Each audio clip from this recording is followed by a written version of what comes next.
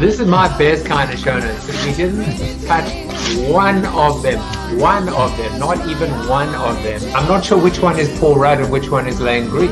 Final card here is the ultimate outcome. Today is Take Your Dog to Work Day. Like Scooby-Doo. Without further ado, his debut. Sweet Caroline.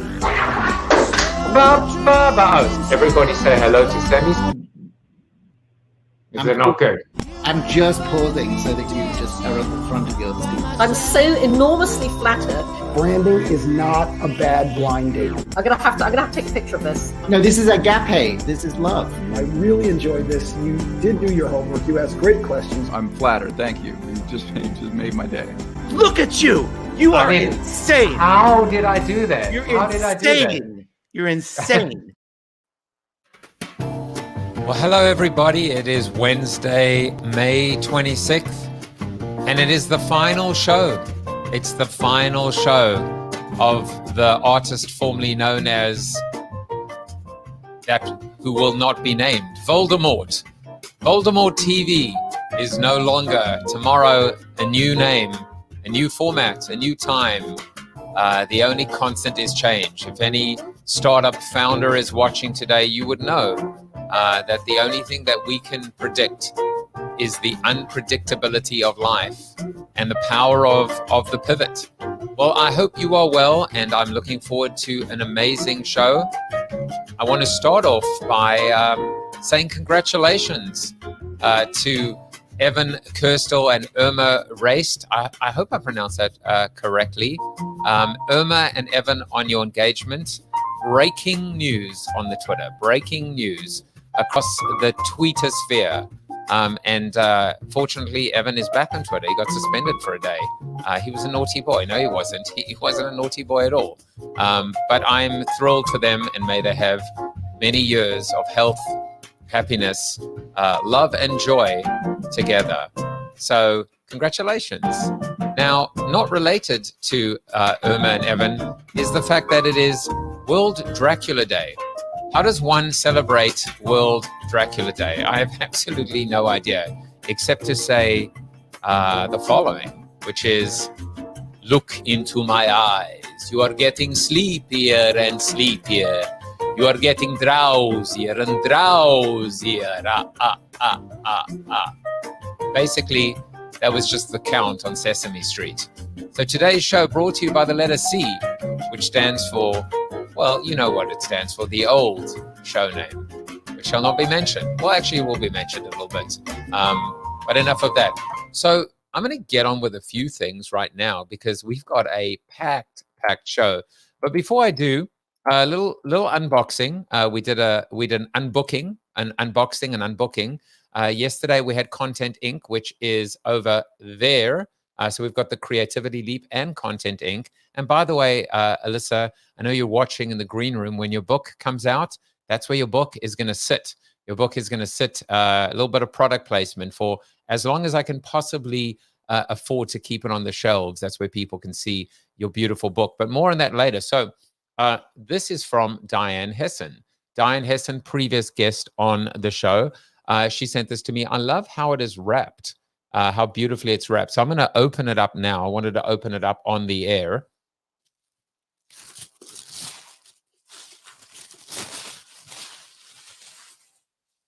So there you go. And there's a beautiful handwritten note. The power of handwritten notes. Let's open that.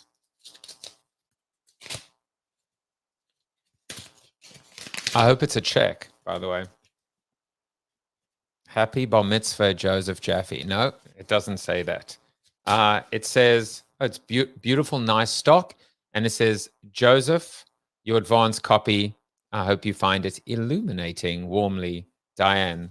And this is kind of cool. Some stickers as well. I'm glad I didn't tear that. And the book is called Our Common Ground, Insights from 4 Years of Listening to American Voters. And hopefully we can do more of that in the future. We can listen to American voters and ignore American politicians. Maybe the world will end up in a better place. So Diane, congratulations on the book. And of course, every single guest that's been on the show, whether you're promoting a book, whether you have a book coming out, I will do everything in my power with every breath that I have and every beat of my heart to make sure that I can celebrate you. Speaking of hearts, it's countdown time, 27 days to open heart surgery. Why am I so upbeat about it? I'm not sure. But it's 27 days to go before my mitral valve is repaired. And I think many of you know that I've gone ahead and created a whole series of campaigns on my Creator Coin, ways of people not just supporting me and what I've done over the past year and a half, 260 guests, 300 shows, but also tying them into shows. And if you do want to show that support for myself, my upcoming surgery, and the show, you can basically go to rally.io/creator/Jaffe. And the point about it is that you have an ability to get a cameo on the show, sponsor the show, have an entire show created for you, or a shout out as well. I want to acknowledge these people: David Berkowitz, who bought a heart of gold; Kevin Sturmer, big heart; my mom, full heart; Jeff Pulver, beating heart; Soul of Jacob, heart of gold; and Jeremiah Oyang, heart of gold. 3 or 4 hearts of gold. I mean, that is $1,800 US. I don't even want to mention it anymore because I do get a little emotional, and so I'm just going to stop there. But I just want to thank all of you, and of course, the whole point is giving you value back, right? So even though you are showing support during this unpredictable time for me, I'm going to give it back to you and then some in terms of content creation, content integration, promoting and celebrating you. And 10% of the proceeds will go to the Mitral Foundation. So it is important, regardless, to continue to give and give back and pay it forward. I want to celebrate some birthdays. Let's do that. Let's celebrate Mr. Nick Fries, Ewan Semple, Ford Sakes, who was a previous guest on the show, and Matt Johnson. I hope you guys are well, and I hope you guys are having a great birthday as well. Lots of comments. Let's see. We've got Jeff Wallman, who says, love the music. Mr. Stephen Rubin says he is watching. Tom Morris says, happy day, everyone. Time for hope, positivity, and optimism. Of course, my mom is watching. I always love that as well. Tom adds, Dracula is a great book about the power of partnership in overcoming challenges. That and sucking your blood, I suppose. And Anne adds, you are hilarious. Thank you. I try.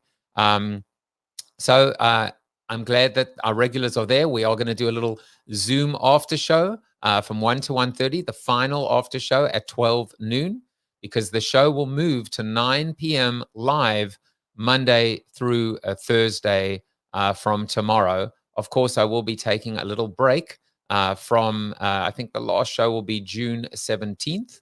And then I will come back stronger than ever before in August. Now, Alisa, I just said Alisa. How did I made the mistake?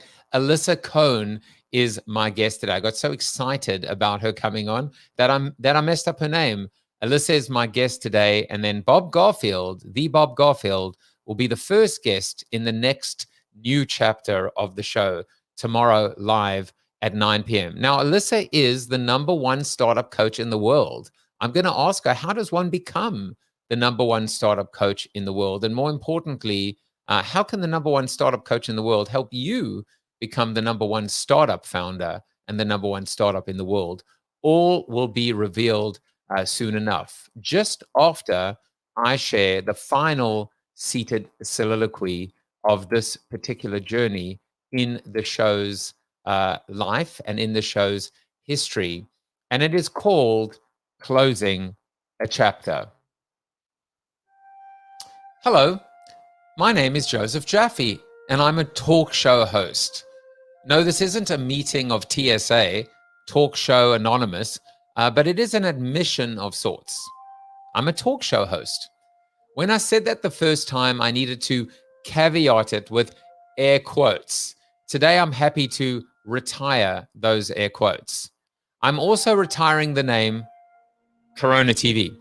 The show born in a global pandemic, but not defined by it. Tomorrow, I begin my new permanent time slot at 9 p.m. Eastern Daily Time with a new name, which will be revealed tomorrow night. It is bittersweet, and I'm not going to lie. This show is like a child to me. I named it with a bit of irreverence and chutzpah, poking the bear, so to speak. If our lives were going to be this impacted by a rogue virus, then why not lean into it? And from within all the uncertainty, doubt, anguish, and tragedy, extract hope, positivity, and optimism. And if there's time left over, a little bit of marketing. It was gut-wrenching to walk away from the name. To say I was attached to it was an understatement. On one hand, it's admitting defeat, failure of sorts. I had to come to terms with the fact people were calling my baby ugly. And perhaps it was because my baby was ugly. I protested. A corona is a crown. It is a halo. It is light. That's what I do. That's what I spread. No one was listening. Nobody cared. Especially YouTube, which kept rejecting all attempts to promote the show due to sensitive events. Also, apparently, I was trying to sell beer to minors.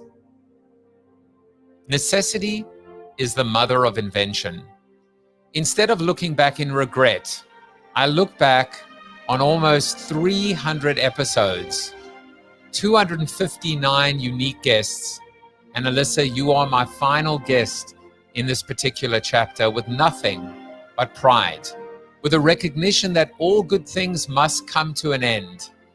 Call it the mortality of a name, call it the inevitability of change, call it the march of progress. Just don't call it Corona TV anymore. Tomorrow I begin a new chapter in my life, a journey, an adventure that is just getting started. As a creator or content entrepreneur, as Joe Polizzi might say, I feel like my best days are ahead of me, and so are yours. So signing off for now.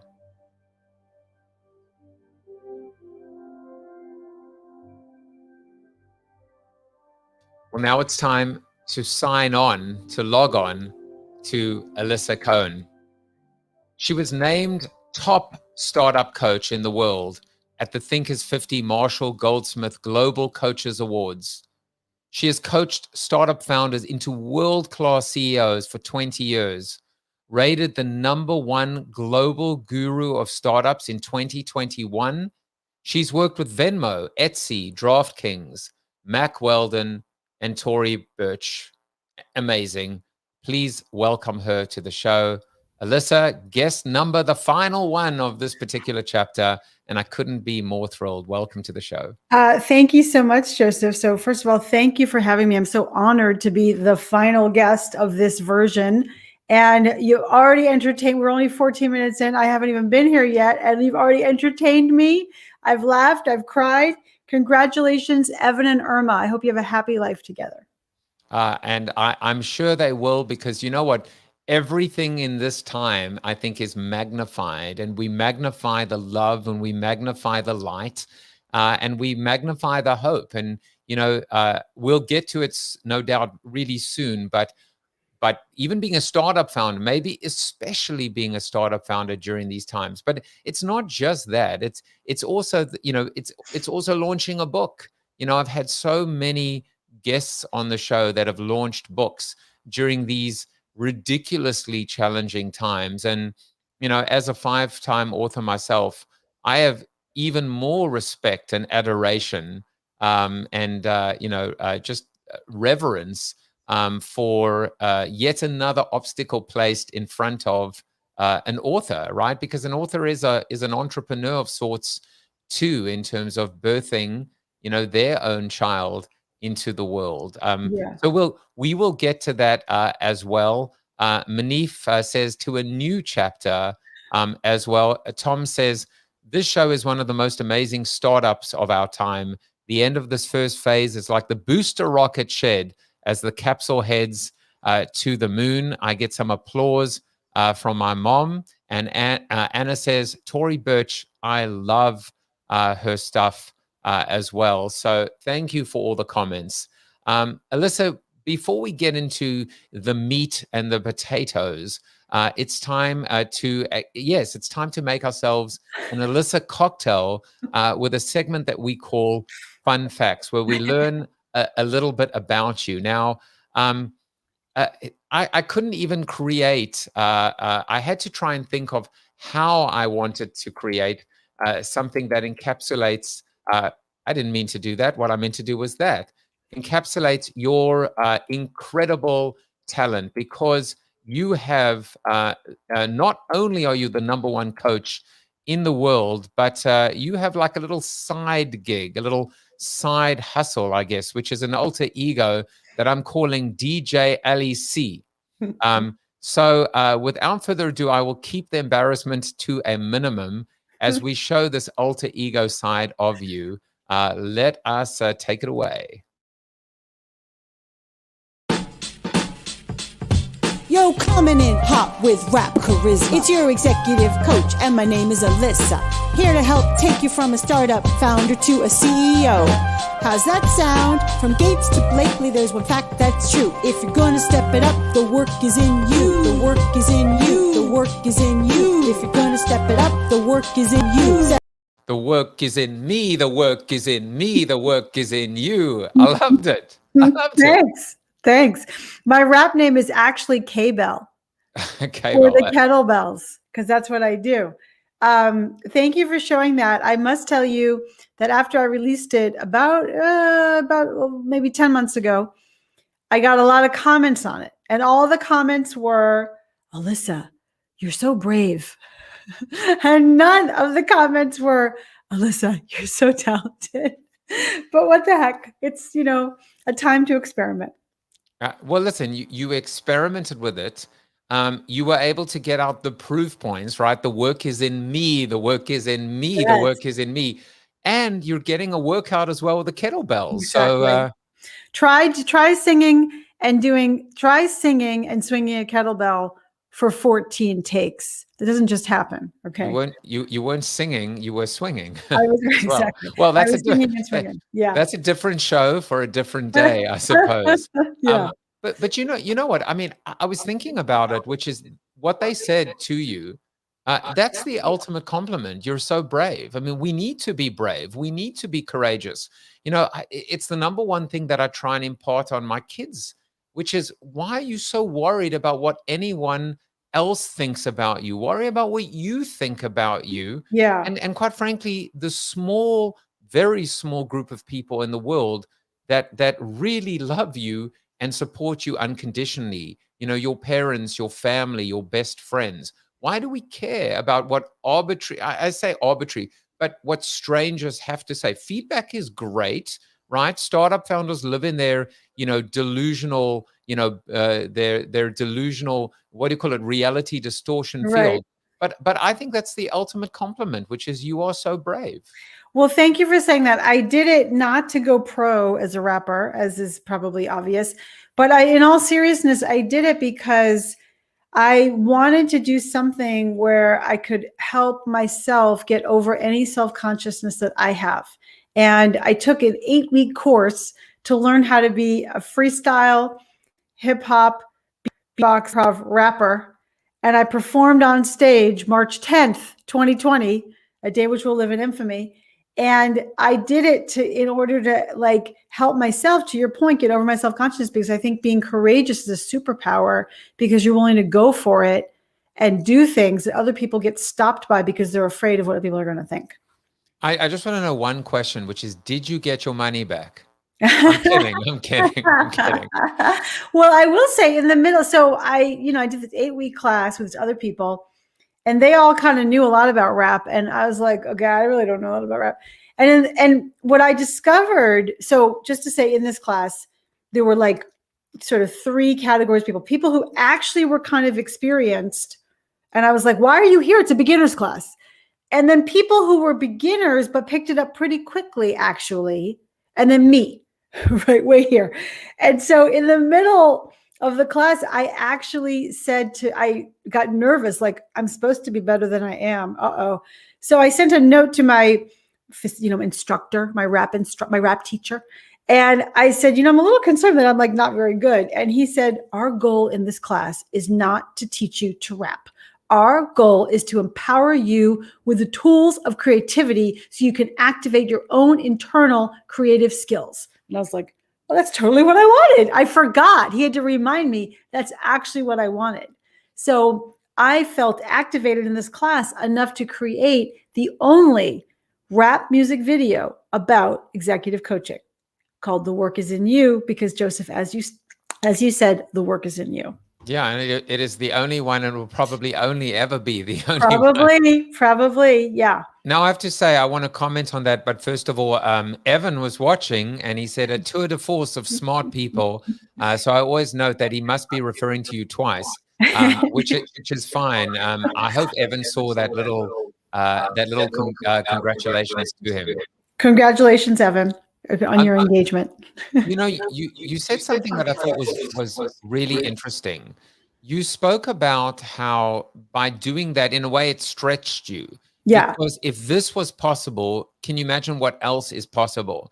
And what I realized in that story is that it was less about now I can do even more bold, brave, courageous things. I mean, it's that, but it's also how many things now would be on the table that ordinarily wouldn't have been on the table because you had stretched, because you had created an expanded frame, that you could now maybe do some things that might have been perceived as a bit of a risk or had some fear factor associated with them, that now would be, well, if I did that, well, then this is going to be a cakewalk. Yeah. I mean, I think for me, it's maybe proving I can do hard things. And I think it did in some ways free me up creatively. And then to your point about the book, this is my first book that I just wrote, and it's coming out in October. And it allowed me, I think, to kind of get over my critical voices enough to write my book. And that was a significant step forward that I really hadn't been able to do. I love that. I can do hard things. That's what I meant to do. I can do hard things. I was going to be, yeah, you can. Yeah, you do. Yeah, you will as well. Yeah. Well, there's one other little fun fact about you, which is, and I guess singing, is a big part of you, which is, can you believe we actually found this photo? By the way, I would be giggling like a schoolgirl as well if I met David Diggs. He's just ridiculously cool. So you met him, but you're also an investor in Broadway. So does that mean that you actually, does it mean what it sounds like, that you actually invest in Broadway shows to bring them to the stage? It does exactly mean that. In fact, I'm just so distracted by this wonderful photo of me with David Diggs. To be honest with you, the only thing I was able to choke out of him, to him, was, "Can I beg you to take a selfie with me?" And he said, "Aw, you don't have to beg." And he grabbed my camera and he does this and took like 10 pictures, and he handed it to me, my camera back to me, and said, "I'm sure you have a good one there." And literally my answer was, and that was it. So I will one day send you the picture of me and David Diggs. But about Broadway investing, about a couple of years ago, I teamed up with my friend and business partner, Dory Clark, and we decided to start investing in Broadway shows because we were interested in learning the business of Broadway because it sounded like a cool new thing to do. I was already an angel investor, so I'm very interested in how ideas get turned into execution. And that's true for the creativity associated with a startup. And that's also true, obviously, for the creativity associated with shows, because most shows start with kind of a bad rendering. And then how does a bad rendering turn into something so great like Hamilton? And then also our first show was Lifespan of Effect, which starred Daniel Radcliffe, Bobby Cannavale, and Cherry Jones. So meeting them was exciting. Meeting a whole bunch of new people, that's part of why you do new things, is exposure to new networks, and navigating a new network has been and continues to be really fun and interesting. right now, just to say, we have one show that we're invested in right now, which is Magic Mike Live, the Australian tour, because the world needs now Magic Mike Live. That's for sure. The world needs Magic Mike Live. I Yes. mean, truer words have this is poetry as far as I'm concerned. It's just pure honey coming out.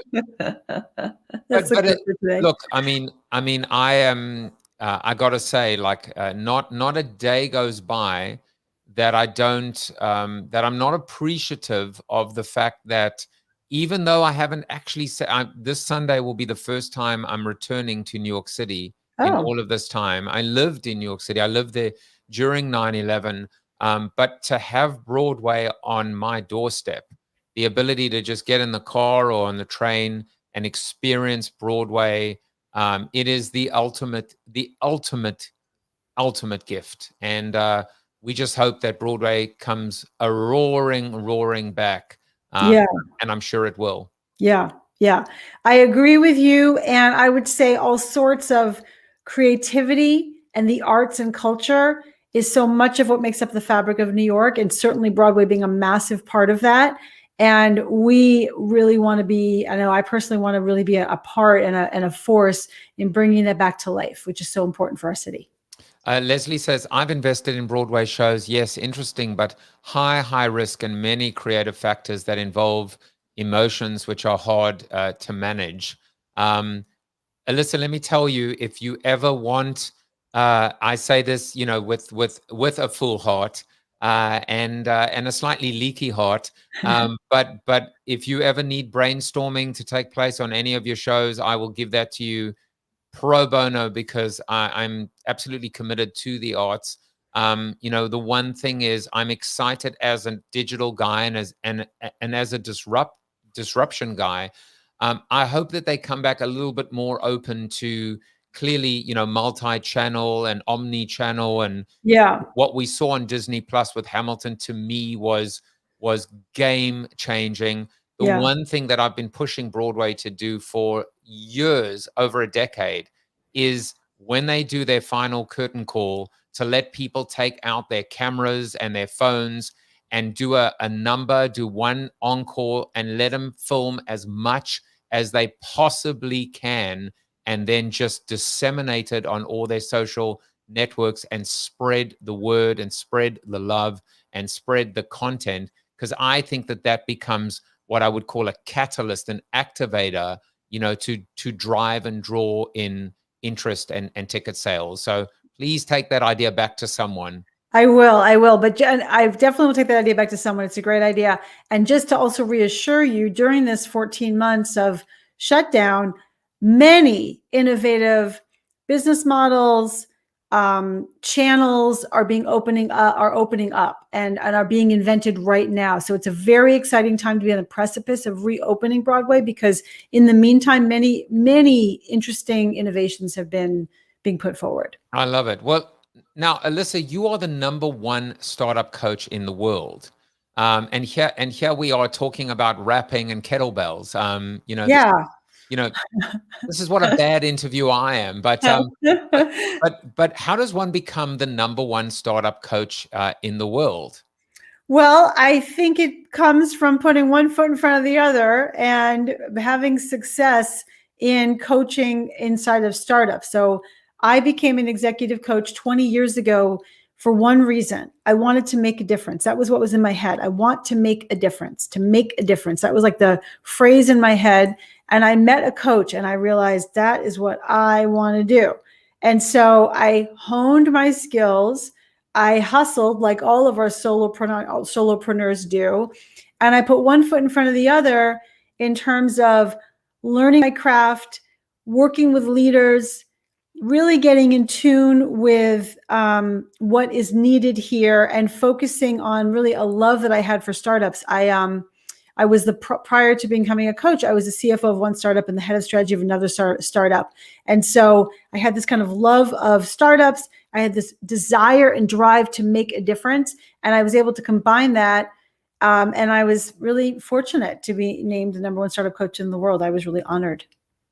So I want to talk about, I mean, you actually articulated this, I thought, so beautifully, which is the founder's journey is the ultimate hero's journey. You know, I live this world. I am a founder. I'm an entrepreneur.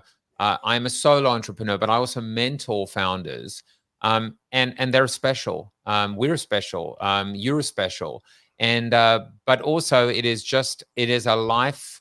It is a life of a masochist, no doubt. Yeah. And it is, you have to really love pain, because there's so much pain. So I imagine the ultimate hero's journey is not a it's not a smooth ride. It's not plain sailing. There are a lot of bumps and twists and turns, and often tragedy as well. I would love for you to talk a little bit about the founder's journey.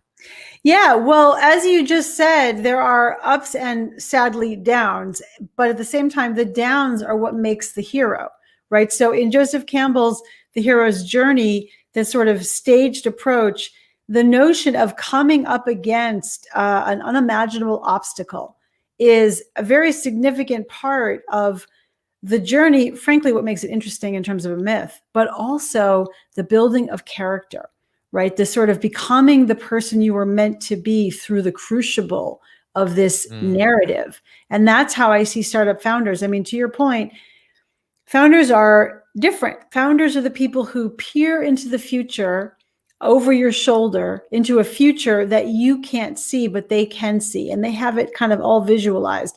They're the ones who started that little side business when they were kids, when they were young adults, you know, teenagers in college, and probably are on their like second or third startup, even sort of unofficially in some ways, because they show that desire to make something different and to see opportunity.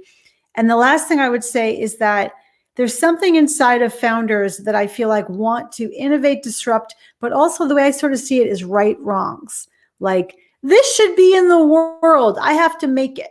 And that's what I appreciate so much about founders who want to build a business. I mean, that was beautiful. I'm doing something very quickly, which is which you will appreciate. Which is when I mentor founders, I say there are three narratives, typical narratives. One is when you look at the startups. One, it was broken and I fixed it. Two is it was good and I made it great.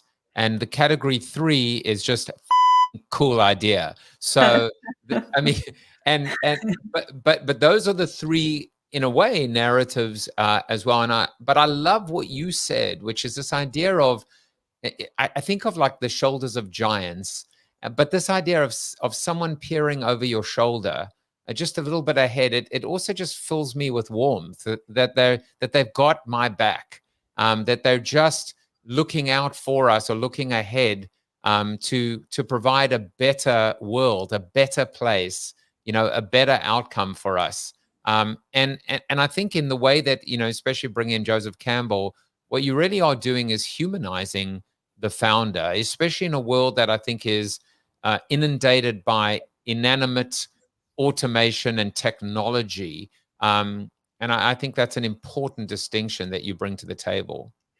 Well, thank you. I appreciate that. And that is the way I see the founders I work with. So I think that we have this notion of, you know, startup founders and entrepreneurs that comes from the movies and TV. We all sort of know about Mark Zuckerberg. We know about some of the famous founders. And the way I see it is both, you know, my job as coach, you know, coach comes from the Latin, which is around conveyance, which is walking side by side with my clients to help them get where they're going. And to me, there's nothing more human than the founder, in particular, the joy and excitement of landing that funding or nailing that key executive or having a massive exit.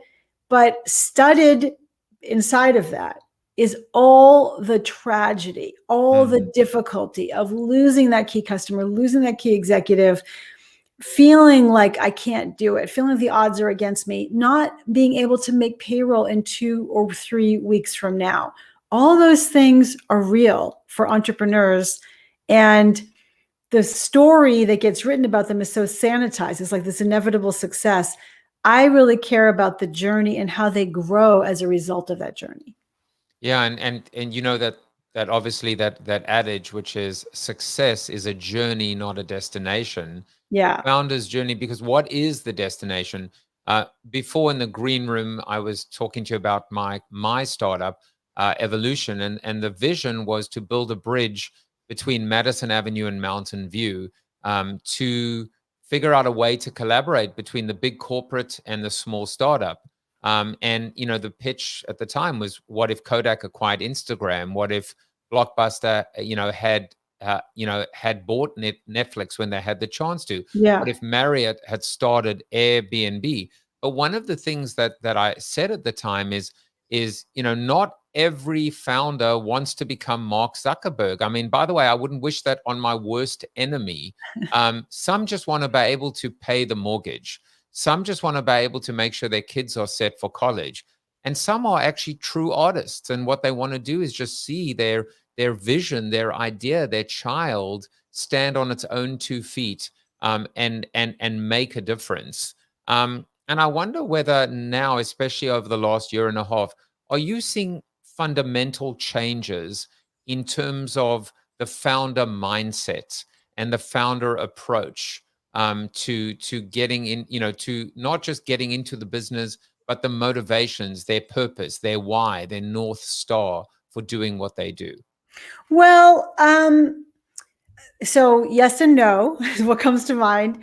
One thing I would say is that this year has proven more than ever that your job as an entrepreneur is to maneuver around obstacles. Right. And as a founder and as a CEO and leader of this company, your job is to accept reality as given and then figure out the crevices and where you need to go. So I've seen a lot of that.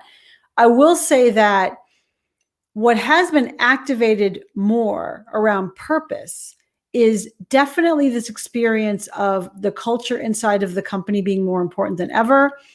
The idea of the connectedness and the community inside of the company and between the employees being activated more than ever, and figuring out how to keep people connected and inside of a community, inside of the bigger picture, what we're trying to do here. I've seen a lot more focus on that, which has been, I think, rewarding for everybody.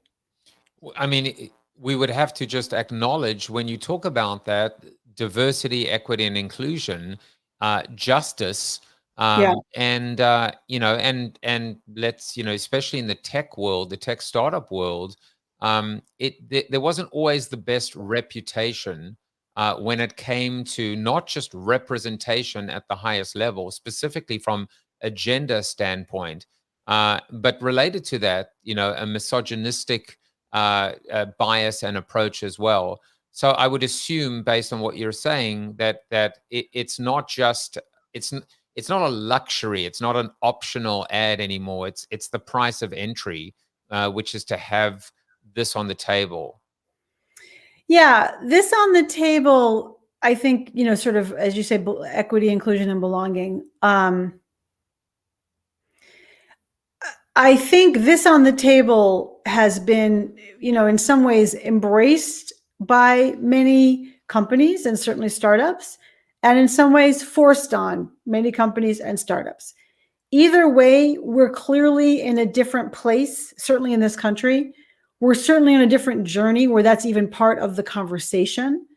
I will say that, let's say 5 years ago. So just 2 years ago, I do 360 feedback for the founders that I work with. And that means I do feedback from people all around them to understand what are the strengths and development opportunities and what suggestions they have. I was talking to a few board members of one of the founder CEOs I was working with, and it was an all-male board. And one of the board members said to me, and I'd never heard this is 2 years ago, I'd never heard anyone say this to me before, he needs to get a female on his executive team.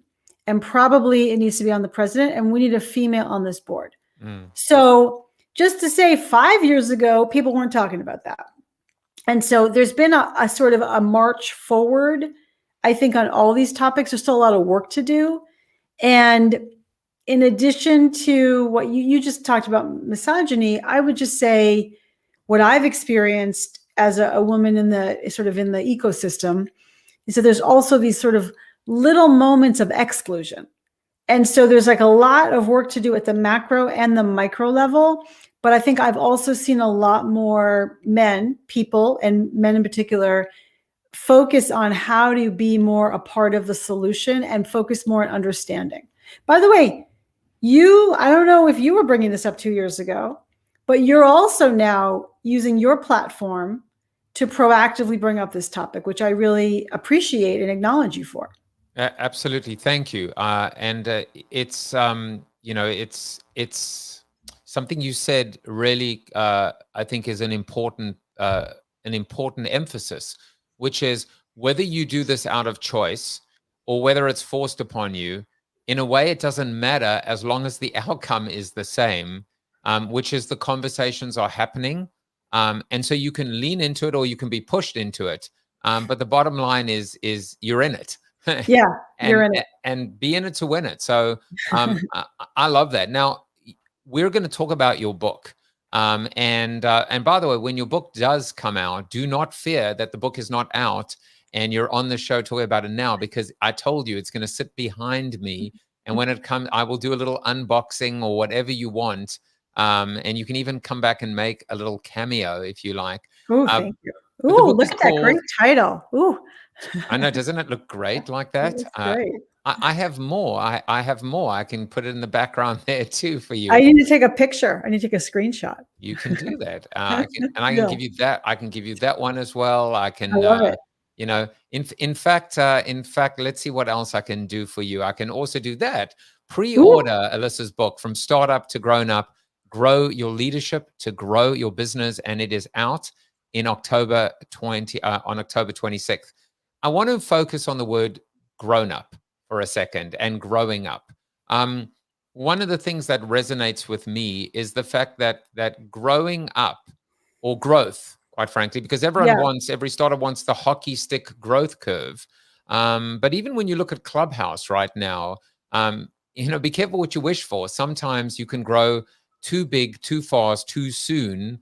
And the faster you grow, the faster you come back to earth. But there's another way to think about growth and growing up, and that is maturity, and that is sacrifice and self-sacrifice, and being able to start making better, smarter decisions.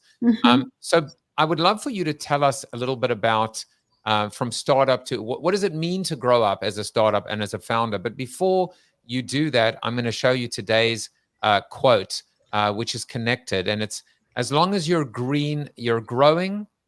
As soon as you're ripe, you start to rot. And believe it or not, that was from Ray Kroc. Whoa. Isn't that an interesting one? Very interesting. That really talks about the fact that you never stop growing. You never stop learning. You never stop failing. You never stop making mistakes. Or if you do, it's the beginning of the end. So I would love for you to chat a little bit about this idea of from startup to grown up. Yes, thank you. And that's very, very wise and wonderful, verdant ground to talk about this within. So my book, From Startup to Grown Up, is divided into 3 sections. It's managing you, managing them, and managing the business. And I think about your growth journey as an entrepreneur along those 3 dimensions. And it starts with you. The work is in you, Joseph. So it starts with you. And you need to really get acquainted with your own triggers, your own strengths and weaknesses, your superpowers and your kryptonite, the things that make you you for a lot of reasons. One is so that you understand where you can really play best, what your highest and best use is, and also to understand what might get in your way, what might derail you, and what might trigger you even unconsciously. And then you also have to worry about your own self-care, because founders, entrepreneurs are 30% more likely than their counterparts to have anxiety and depression. So you've got to be really careful about taking care of yourself. So that's kind of the baseline. And once you get a handle on that, there's a certain maturity that comes just with that. Then you've got to think about how to manage them. So a startup is the only job where the entry level position is leader. So you're coming into the startup, you're the leader, you're the CEO, you got to manage all those people. And maybe that's easy when there's 8 or 10 people and they're all your friends. And maybe we're sort of like just building like a thing here. But as you start growing the company, 20 people, 50 people, 1,000 people, you recognize that you need to manage them very differently. You need to manage them as a team. You need to manage them as individuals. And you have all these different tools that are at your disposal that you may not know about. So I do a lot of teaching of the tools and how to manage people effectively, and recognizing your playbook for that keeps changing. And then it's about managing the business. So we're doing all these things, but you as a founder are often focused on the product or the service that you're developing. And you have to recognize you're building a thriving, sustainable business. You need metrics, you need structure, you need to run meetings, you need to manage your board. All those things together, you have to think about how to manage the business, because ultimately we're trying to build a business and win from a business perspective. So those are the dimensions I talk a lot about inside of the book. Let me tell you, talk about quotable and tweetable moments. A startup is the only job where entry-level position is leader. It is so true. Mm-hmm. And of course, inherent in that, if you read between the lines, most founders, when they start that startup, are a leader's, backside. They've never led before. Certainly, if it's their first one, they may very well be young or younger when you look at the data, and so they've got to learn really, really quickly. I guess it pays to have a coach, no doubt. Yes, it pays to have a coach, because you have to accelerate your learning very quickly, because speed matters, right? Money is not patient. And so you need to recognize that speed to market matters, speed of execution matters, speed to fix your mistake matters. So having someone by your side that you can express yourself to and communicate to and make mistakes to, also they can give you feedback. Also, from my perspective, I've seen this movie before many times. I can predict what is going to happen, is going to go wrong, and help you prevent that from going wrong. All those reasons are why it's helpful to have a coach. And also, no matter what, as a founder, your job is to grow rapidly. So you've got to find various ways to do that. Now, Adam John says, yes, Alisa, my turn of phrases always start from a place of understanding. And a large part of that is knowing where we are as startuppreneurs. As startuppreneurs. I kind of got that right. But the thing is, and I think it's connected. I want to show this as well, which is you've got this. First of all, I love the idea of join my tribe, and Seth Godin would approve. Mm-hmm. A website that says this is part of your website, and I'll flash that on in a moment. Sign up and receive the questions to spark conversation. And so I went ahead and I registered for that as well. Of course, that's the URL for people. Thank you for joining my tribe. I'm a part of the tribe in more ways than one. But what I really saw is two things. One is three things maybe. One is the importance as a founder to have a mentor. Two is the importance of networking, and three is the power of conversations, which is you can't be so busy that you don't have time to talk, to listen, to learn, to break out of the silo and the bubble as well. So you spend a lot of time, and I know that you also have this course, which is called Learn to Love Networking. Why is networking so important for a startup and for a startup founder? Well, networking is important for everybody, but specifically for startup founders. Your employees are going to come from your network. Your customers are going to come from your network. Board members, advisors, all are going to come from your network. So that's one thing around the external folks you need to help you build a business. The second piece, even more fundamental, is you need peers, other startup founders to vent to, express yourself to commiserate with, to troubleshoot and problem solve together with. And they're the only ones who have walked in the shoes that you have. Also, you can find entrepreneurs and founders who are just like a little bit ahead of you or a lot ahead of you to help mentor you. So there's many reasons that a network is powerful. And the idea about networking is that it's helpful to have a broad network and a deep network. People you can go to, you've known for a long time, you can really be yourself and bare your soul with. Broad means I have this one question, I know somebody I can call and get the answer from. That speeds time to market. I love that on many levels, and I just want to say, Jennifer Fondreve, I hope I pronounced that correctly. Hi, Jennifer. She said, "Great advice for founders." There are a bunch of things. I mean, I think actually of networking in an environment like Clubhouse, which I spend quite a lot of time in, and meeting new people that could be collaborators as well. But I think just to kind of but just emphasize what you said, it's the importance of peer networking as opposed to, always networking with an investor or a prospect or a customer.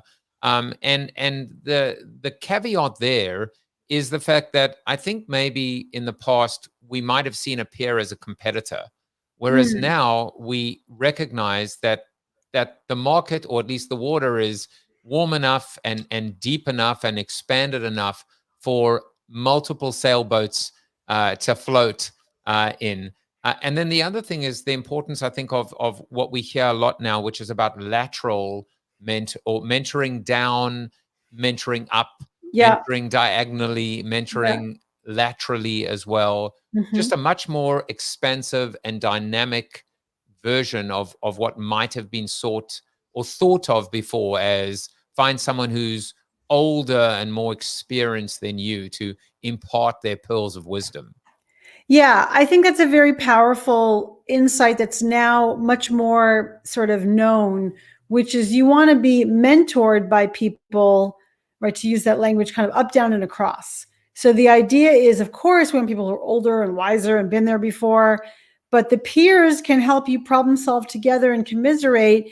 People who are more junior than you know things that you don't about technology, about what the kids are doing, about even maybe different areas, different ways of different domains. So there's a lot of reasons to have a broad network and to be mentored by people who are younger than you, less experienced than you, because they have an expertise elsewhere that you don't have. I'm almost taking away from this that, one of my to-dos, especially in the downtime when I'm away from the show, is I'm going to actually seek out, I'll report back to you, although I think I might want you to be my coach, but I'm going to look for, and I'll just say that I've never had a mentor. I've always felt like I've missed out. There've always been people I've admired, but I've always felt like I'm the solo entrepreneur, isolated person. I've always just gone. My psyche has always been to just blaze my own trail and never have any support. And I've always felt that I've lost out because of that. But I want to see still, even at the young age of 50, if I can find a mentor older than me, if I can find a mentor that is a peer of mine. And then I'm going to go and look for a mentor that is younger than myself as well. And I'm actively trying to seek them out and maybe bring them into my inner circle, because I think all three are needed and necessary. Yeah. So first of all, I applaud that. Especially as a coach, what I love is that someone takes an insight and turns it into a commitment to action. So yay you. Thank you, Joseph, for making my day as a coach. Yay. And whether you call it mentor or like peer coach or whatever, the idea is that actually, if you pick 3 people, as you just mentioned, you can each get something from each other. And that exchange is quite beautiful. So I have my homework as well, but I wasn't going to let you get away with this wonderful PDF, because I'm going to quiz you now. Have a little bit of fun. I'm just going to ask you 3 of these questions. Okay. And unscripted, people, unplanned. Go. Completely, and really a softball as well. Don't worry. So in this section called questions to spark conversations, my question for you, Alisa, is what habits are you using right now to restore yourself? Oh, thank you for asking that. Fitness every day and a stronger commitment, and mostly good execution on meditation, but also giving myself more white space, especially during my workday. And rapping with kettlebells, no doubt. Rapping with kettlebells is always a good way to restore. All right. So under the section of virtual cocktails with friends, what makes you laugh? I guess you do. Good enough answer to me. What makes me, God, so many things make me laugh. I'm gonna say that funny movies make me laugh. I'm gonna say that. Oh, and great, even the old school comedians like Steve Martin makes me laugh. Yeah. I like, and I also, when you say, how did you define? Did you say old school, or was that the word you used? Old school, yeah. And what I like also about the humor is it was just a lot simpler. It was a lot simpler and sillier, you know, and often, you know, even in today's terms, politically questionable, shall we say? But yet there was an innocence to them as well. So I like that as well. I'm going to ask you one more virtual cocktail with friends question, which is, who is a person unsung in your life, someone you're grateful for but don't thank enough? Oh, that's my brother. Definitely. Thank you, Dan, for always being such a steadfast supporter and such so patient with me as I'm like always like all over the place. Definitely my brother. So the final question is under the family dinner section. Yeah. And I love this because it says, what does the good life mean to you right now? And I will just tack on to that the fact that, you know, there's the old saying, no one ever said on their deathbed, I should have spent more time in the office. And I've always pushed back on that, saying, no, actually, we should have said, I wish we could have spent more time in the office if, in fact, we had that purpose and that drive and that passion and loved what we did and made a difference. But what does the good life mean to you right now? Yeah, first of all, I agree with what you just said. My work is my passion, is my purpose. So being able to do great work with amazing clients is part of the good life.